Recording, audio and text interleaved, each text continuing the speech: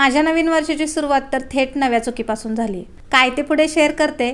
नवीन वर्षाचा पहिला दिवस आहे म्हणून पावभाजीचा प्लॅन केला होता. आपलं मराठी नवीन वर्ष 1 जानेवारीपासून सुरू होत नसलं तरी भिंतीवरती तर कॅलेंडर 2026च लागणार. तर एकाच वर्षात 2दा न्यू इयर सेलिब्रेट करायला आपल्याला काय हरकत नाही. आणि याच कॅलेंडर सोबत मी घेतला एक चॅलेंज. 30 दिवस 30 मिनी ब्लॉग, दररोज डेली रुटीन, रेसिपीज, DIY आणि खरे क्षण. आणि हो, या 30 दिवसातच चॅनल मॉनिटाईज पण करायचं आहे. तुमचा सपोर्ट असेल तर नक्की जमेल. पावभाजी बनवताना भाज्या चिरून ते फोडणी देईपर्यंत सगळं ठीक होतं.